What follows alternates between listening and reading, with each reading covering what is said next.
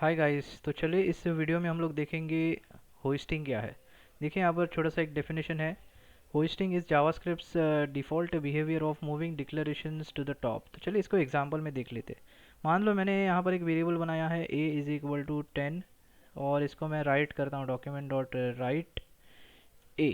तो आपको क्या दिखाई देगा? सिंपल पता है आपको 10 दिखाई देगा, करेक्ट। ओके।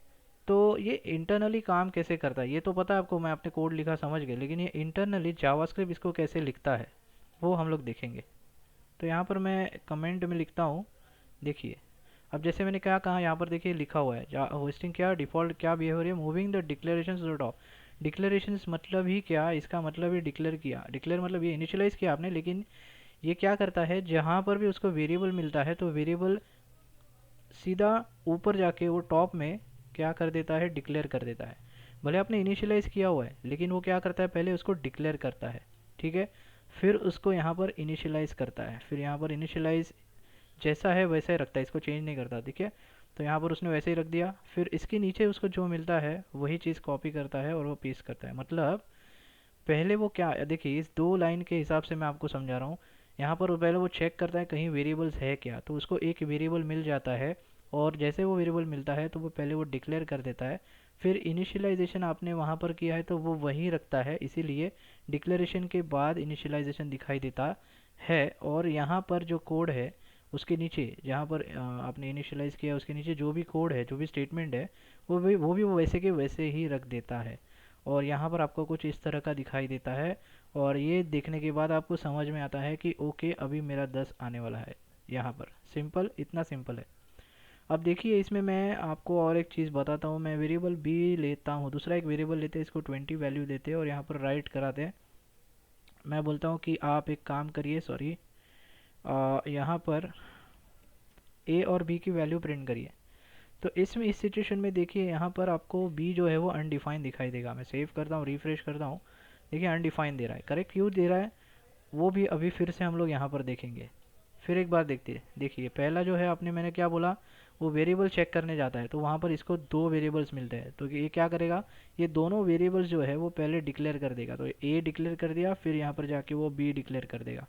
सिंपल, अगर तीन है तो तीसरा भी यहाँ पर जाके वो डिक्लेयर कर देगा, लेकिन अभी इस सिचुएशन में अपने पास दो ही है, ठीक है।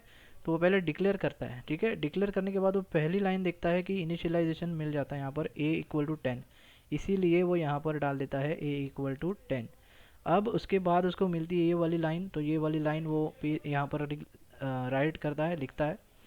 और उसके बाद ये इनिशियलाइजेशन मिलता है, इसीलिए वो इसके बाद ये यहाँ पर डालता है, ठीक है।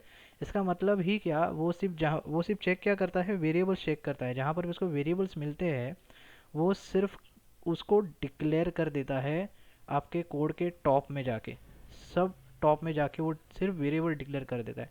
भले आपने उसको इनिशियलाइज किया हो, उसको वैल्यू दे दी हो तो भी, ठीक है। तो ये ऐसा वो एक्चुअल में काम करता है। अभी आपको समझ में आया होगा कि देखिए यहाँ पर ए मिल गया, ए की वजह से यहाँ पर ए के बाद आपने यहाँ पर वैल्यू भी डाली है और इसीलिए आपको ये ए की वैल्यू मिल रही है। लेकिन यहाँ पर देखिए वो बी उसने क्या कर दिया, नीचे का निकाल के ऊपर डिक्लेयर कर दिया और इस वजह से यहाँ पर बी आपको अनडिफाइंड मिल रहा है, ठीक है। और यहाँ पर ये इनिशियलाइज हो रहा है, इसीलिए आपका बी जो है वो यहाँ पर अनडिफाइंड दिखाई दे रहा है। सिंपल। अब इसके बाद थोड़ा फंक्शन देख लेते हैं। अब फंक्शन के लिए ठीक है, इसी के साथ काम करेंगे। एक काम करता हूँ मैं, यहाँ पर मैं लिख देता हूँ फंक्शन, ओके। यहाँ पर माई फन लिख देता हूँ और नीचे उसको कॉल करेंगे माई फन, सिंपल। और इसी में भी मैं यही चीज़ लिखता हूँ, मैं कॉपी करता हूँ, इसको पेस्ट करता हूँ। ये अभी नहीं चाहिए, इसकी ज़रूरत नहीं अभी, और इसकी भी। तो यहाँ पर देखिए मैंने क्या लिखा है, ए में 10 है, आप मुझे राइट करिए 10, और एक फंक्शन बनाया है उसमें भी राइट करिए 10। इतना तो आपको पता है, हम लोग फंक्शन से ग्लोबल वेरिएबल एक्सेस कर सकते हैं। तो आपको 10 और 10 दो जगह दिखने चाहिए। यहाँ पर मैं रिफ्रेश करूँगा तो आपको देखिए 10 और 10, ये पहले वाला 10 ये डॉक्यूमेंट डॉट राइट का, और ये दूसरे डॉक्यूमेंट डॉट राइट का फंक्शन से आ रहा है ये वाला 10, ठीक है। अब मैं बोलता हूँ कि मैं यहाँ पर और एक वेरिएबल बनाता हूँ ए नाम से और इसकी वैल्यू चेंज कर देता हूँ, मुझे चाहिए वैल्यू किशोरी, ठीक है। अब देखिए ये वाला जो ए है ये आपको अनडिफाइंड दिखाई देगा। मैं रिफ्रेश करता हूँ, देखिए अनडिफाइंड दिखाई देगा, सिंपल है। अब ये क्यों हुआ, अगेन हम लोग थोड़ा सा यहाँ पर नीचे उसको देखेंगे क्या हो रहा है। तो जैसे मैंने कहा, ये क्या चेक करेगा, पहले लाइन पे चेक करेगा वेरिएबल है क्या। ओके, तो वेरिएबल है, इसीलिए ये पहला क्या करेगा, वेरिएबल डिक्लेयर कर देगा ए। इसके बाद उसको इनिशियलाइज़ किया, तो इसका इनिशियलाइजेशन जहाँ पर है वहाँ पर वैसे ही रखेगा। इसके बाद उसको मिल जाता है ये वाली लाइन, तो ये वाली लाइन डाल देगा। फिर उसको देखिए फंक्शन मिलता है, तो फिर ये वाला फंक्शन उसको यहाँ पर मिलता है, तो यहाँ पर सिंपल फंक्शन डाल देगा। ओके, अब फंक्शन डालने के बाद वो फंक्शन में जाके चेक करेगा कि कहीं और वेरिएबल है क्या।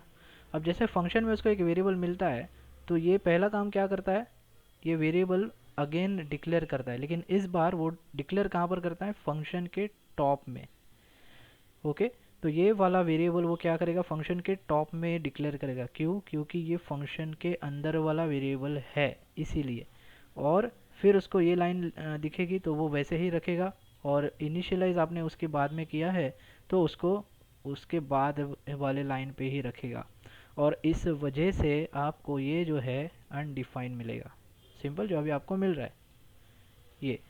ओके, तो ऐसा काम करता है होस्टिंग, और ऐसा हमारा ये जावास्क्रिप्ट में डिफ़ॉल्ट बिहेवियर है। तो ये थोड़ी सी कोड करते वक्त आपको ध्यान में रखने वाली चीज़ है।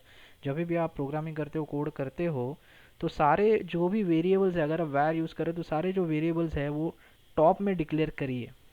ठीक है, जो जो भी वेरिएबल्स आपको डिक्लेयर करने हैं, जितने भी आप फंक्शंस लिख रहे हो, लूप्स लिख रहे हो, जो जो भी वेरिएबल आप यूज़ कर रहे हो, तो वो सारे के सारे आप टॉप में रखिए। और मैं तो कहता हूँ कि मैं रिकमेंड करूँगा आपको वैर यूज़ ही ना कीजिए, आप लेट और कॉन्स्ट यूज़ कीजिए। ओके गाइस, तो यही थोड़ी सी चीज़ें थी जो होस्टिंग के ज़रिए मुझे आपको यहाँ पर दिखानी थी। तो ये होता है जावास्क्रिप्ट में डिफ़ॉल्ट बिहेवियर होस्टिंग। तो आई होप आपको ये समझ में आया है। अगर फिर भी कुछ समझ में नहीं आ रहा है तो मुझे आप कमेंट बॉक्स में पूछो, मैं उसका आंसर आपको ज़रूर दूंगा। तो इस वीडियो में इतना ही गाइस, मिलते हैं अगले वीडियो में। Thanks for watching.